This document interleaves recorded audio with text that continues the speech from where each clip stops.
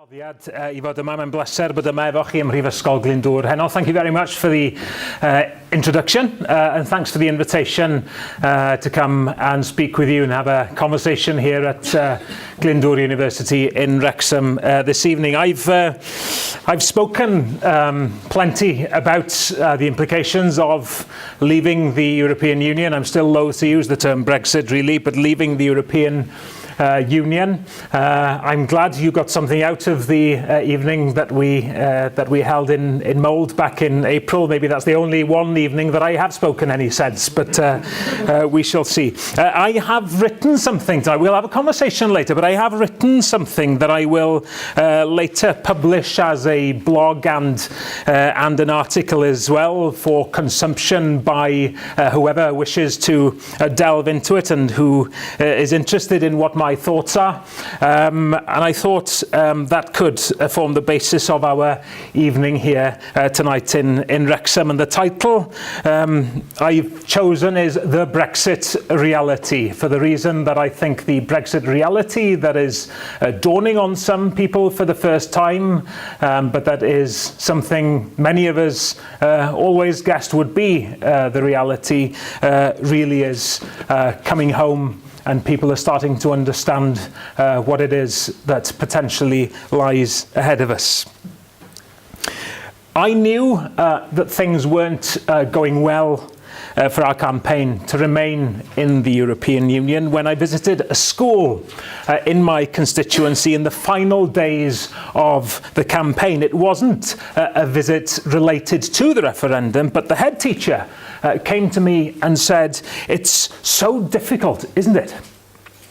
And I asked her what she meant.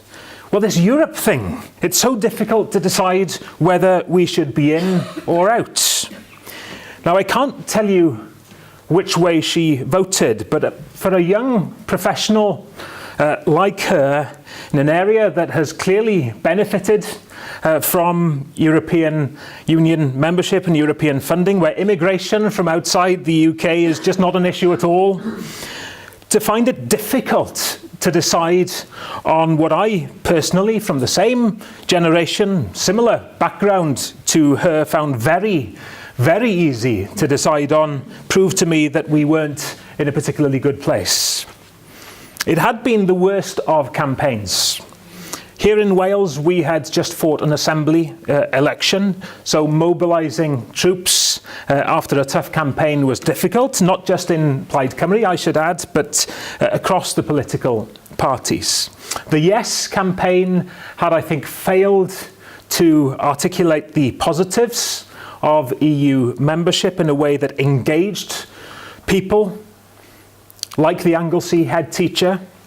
And of course, this was a campaign set against a backdrop of negatives about our EU membership that has very successfully touched many, many nerves over a long period of time, a drip effect of negative connotations about our membership driven by the new global phenomenon of populist politics. The politics was made possible, I think, and made fertile by a decade of austerity, financial and economic uncertainty.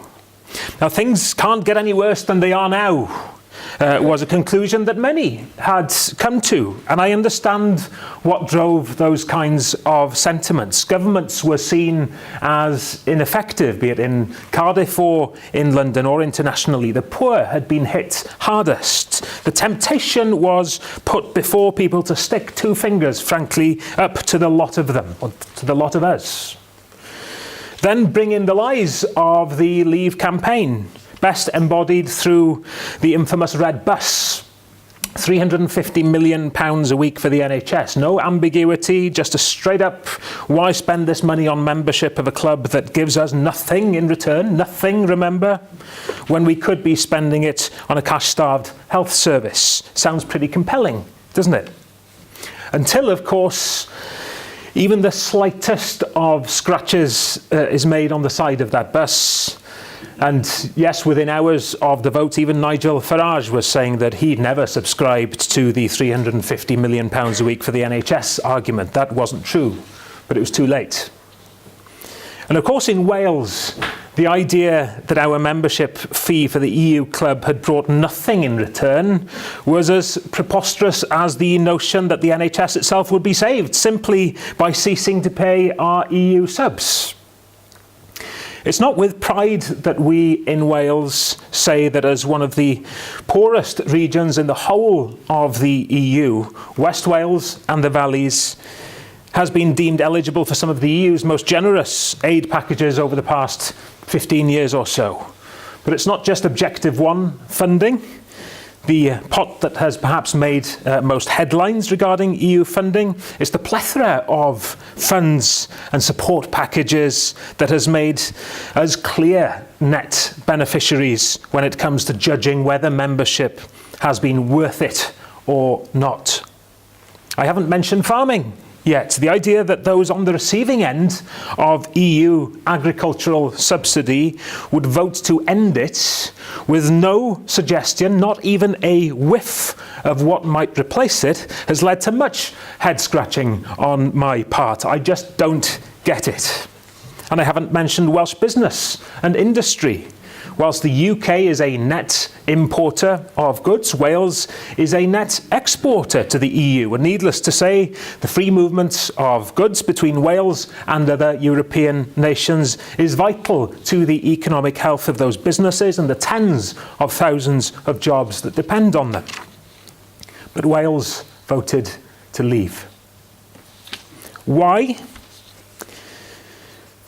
The rush job didn't help. I'm sure of that. With the campaign narrative dominated by a UK media, much of which had long made its mind up what we should be doing, much of it because of their owners' self-interest. It was nigh on impossible to inject a Welsh dimension of any sort into the debate. We tried our best, but our best wasn't good enough. The hurry to hold the vote also meant that there was hardly any basis anywhere across the UK for a proper and detailed discussion. Compare that with the Scottish independence referendum. I remember sitting in a cafe in Glasgow during that referendum, and on the table in the cafe was a copy of Scotland's Future, the white paper on Scottish independence. It was a pretty hefty document. It had been published in November 2013, almost a full year before the referendum. And what I remember about that document in the Glasgow cafe was that it was in tatters. It had been picked up, poured over, coffee spilt on it, studied, dissected, and left for the next customer. Scotland ultimately chose not to take up the option in the 2014 referendum, not to take up the option of independence, but the debate and the discussion had been an inspiration. And there was no lack of evidence about what independence could mean, both pros and cons. The European referendum, of course, had no such beginnings, called for internal Conservative Party political reasons. There was nowhere the Anglesey head teacher could turn to read and find out what was at stake. No document from which others could pen their own supporting documents or counter arguments. All we had was rhetoric. The Remain campaign warning people, please don't do this, there's too much at stake, but we can't really explain very well what that is. And the Leave campaign, equally short on fact, but heavy on nurturing those seeds of negativity that had clearly taken hold, but now we know had taken hold and rooted deeper and firmer than we had imagined. June the 24th began for me in the radio studios of the BBC in Bangor, where I used to present programmes myself at times. I had been worried that this would be the outcome, but for it to have happened left me numb, and I remember that numb feeling doing those radio interviews. A quick phone call home found 3 children in tears when Theresa May dared say in Florence last week that we, the UK had never felt really at home in the European Union. She wasn't speaking for me, she wasn't speaking for us, and she wasn't speaking for my family. My wife had been an Erasmus student, that wonderful programme devised by a Welshman, giving opportunities to students EU-wide to share knowledge and to share cultural experiences by studying in other EU countries. She was studying French and Italian and spent time at Annecy and Parma universities. I spent time there with her. We were college sweethearts, celebrating our 20th wedding anniversary next year. To our children, this Europeanism is the norm. When we travel across Europe, it was a tent in France this summer. It's not an alien country that they visit, but another country, yes, but one with which we are bound through a common venture. We are diverse, we have our own languages, traditions, but we are one at the same time. To them, they saw on the morning of the 24th of June 16 that a part of their future had been taken away. The freedom to travel and study and work and play and build networks and share ideas. They'll still be able to go there, of course. They may even work there, who knows, but to limit horizons, and for what? That was what they couldn't fathom. It might be worth noting here how, as a Welsh nationalist seeking autonomy for Wales, I square that with my views on the European Union. Surely I want to break bonds and shut ourselves away too. To use a much favoured word about me and my type, be it in Wales or Scotland or Catalonia, I'm a separatist. Let me tell you, the nationalism that we have in Wales, in Plaid Cymru, but hopefully more and more so among people in other parties and none.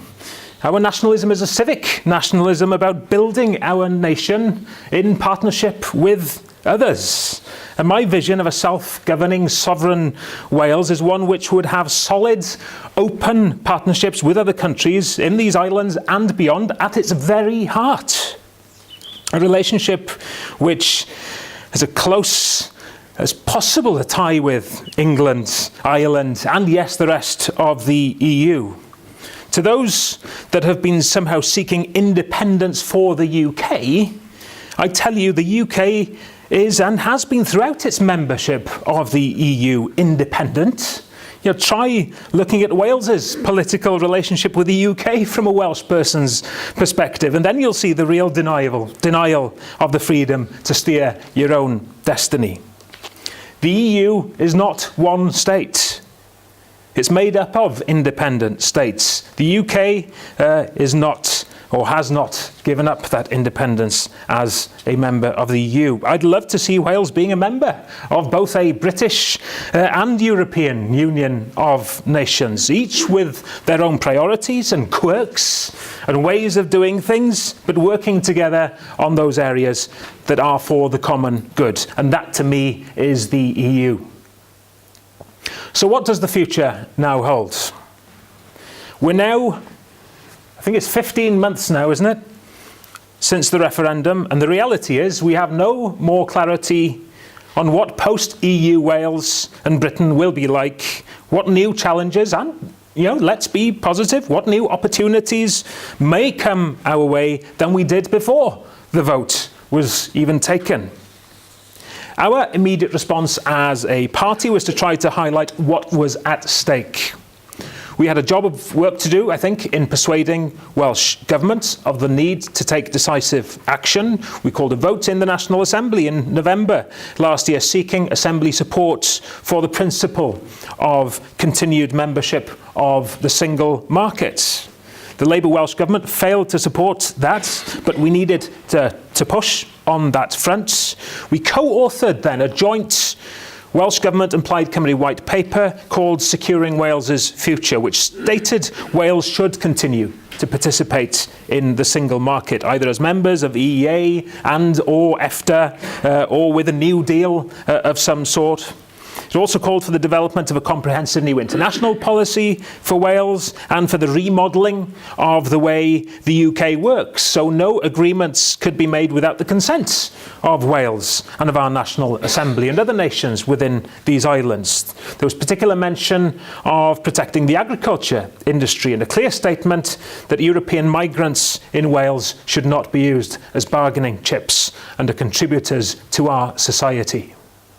It was important that this was done, but not surprisingly, UK government hasn't exactly shown that it's taken our views on board. Not only is there an unwillingness to progress in a way that gives Wales a meaningful voice, we have currently a repeal bill going through the UK Parliament that undermines and grabs power back from the people of Wales and its democratically elected Assembly and Welsh Government. The withdrawal bill will give UK ministers powers to act without the need for parliamentary approval, including powers to amend existing Welsh legislation. It will also ensure that any powers currently held at EU level being repatriated from Brussels, as it's seen, even in devolved areas of policy, will be held in London. As we've consistently said, we consider the bill to be an affront to democracy. We've had 2 referendums, or referenda if you prefer, in Wales, confirming the will of the Welsh people on the powers of our Assembly and Government. And it's hypocritical in the extreme for the UK government to suggest that by voting against the repeal bill, it's us that are undermining the principles of democracy. This is the reality of Brexit. For Wales, in democratic terms, a power grab by UK government and the undermining of our national voice. So yes, Plaid Cymru MPs voted against the repeal bill this month, as they voted against the triggering of Article 50.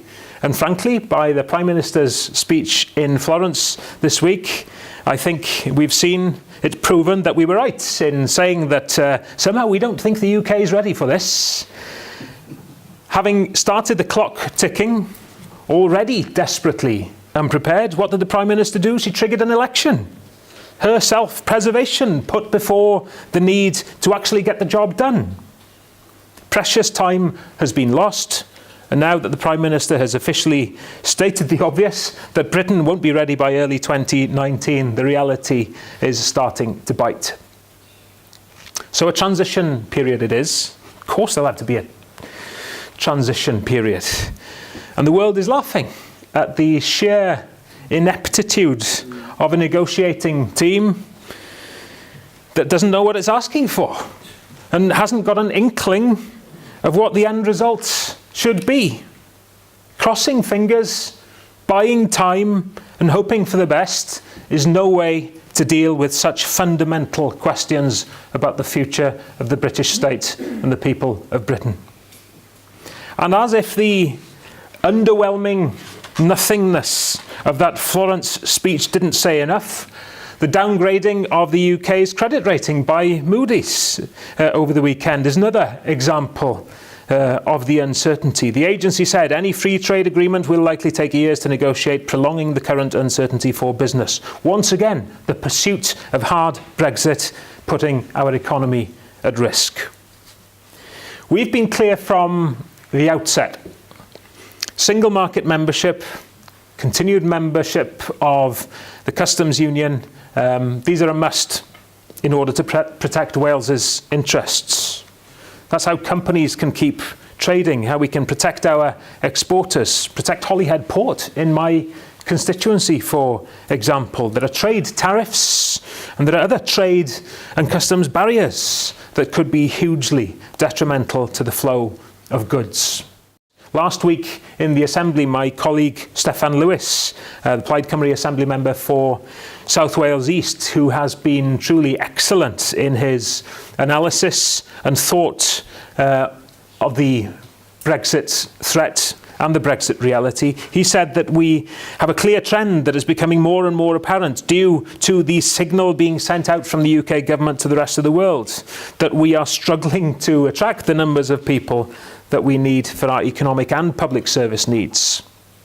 He reiterated our call for a right to issue visas and permits post-Brexit so we can plan for our own needs. Needless to say, this isn't something the UK government is showing any interest in granting to Wales. But the City of London, as Stefan pointed out, could be in line for such permit-giving powers. If this is truly a family of equals and a family of nations, then it will not be acceptable, surely, he said, for London, the one region of the UK that already gets an enormous economic and political advantage over everyone else. The entire economic construction of the United Kingdom is based upon that one corner. If they're allowed to have work permits of their own and not the rest of us, that will be devastating for a country like Wales. And it's true. He's right. Not just for those parts of the economy that need people that we just can't find here, but also for our health and social care sectors. We're hugely indebted to those doctors and nurses and other health professionals from other EU states who work hard in our health service. And we're already seeing through UK government inaction that they feel unvalued. We couldn't operate without them. It's as simple as that. And I fear that we can't even measure the numbers who perhaps already would have considered coming to work here, but who now think better for fear of being unwelcome or being repatriated somewhere down the line. I've said before that I understand why people would have voted to leave just because of being fed up with how things are.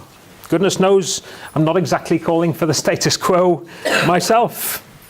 I understand, the young mother in Holyhead who told me on the doorstep she didn't know why she voted out, but her dad did, so she followed his lead. She didn't have the information, frankly, to have been able to come to another conclusion.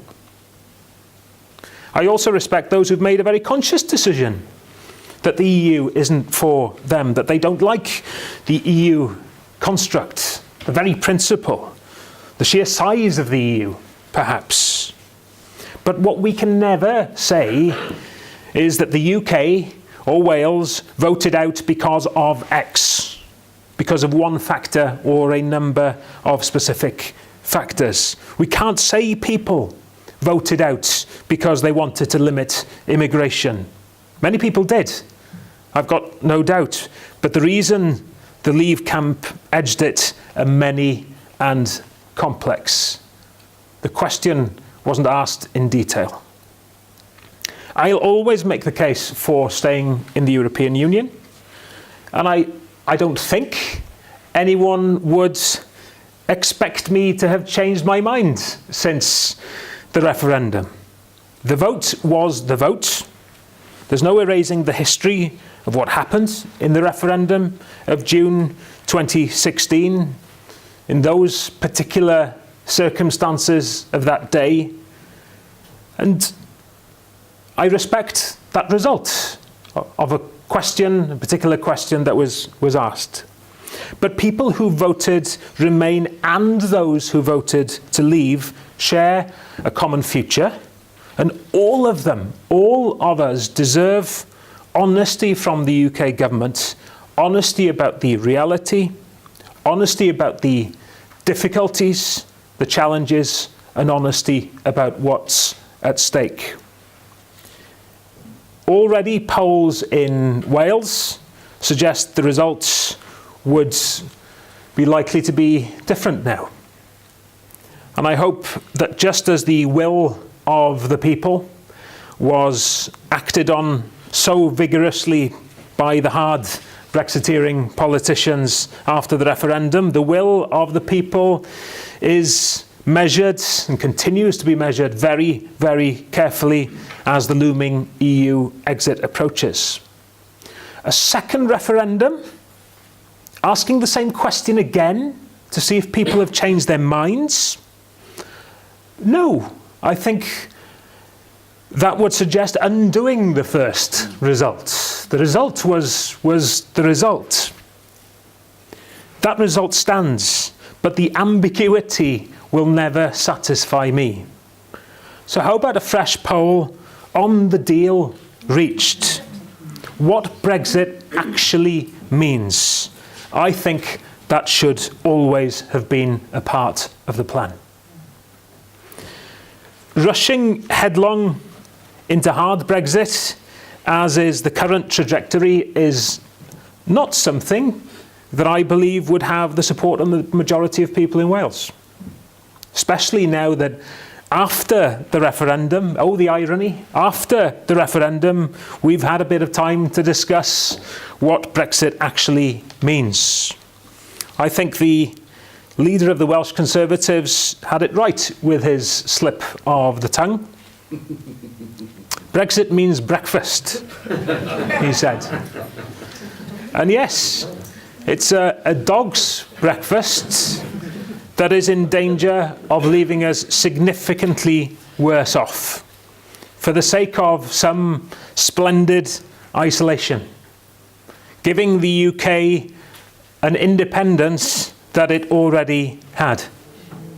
An independence, or should I say a codependence, an ability to play its part alongside others as an equal that I wish my nation can have one day too.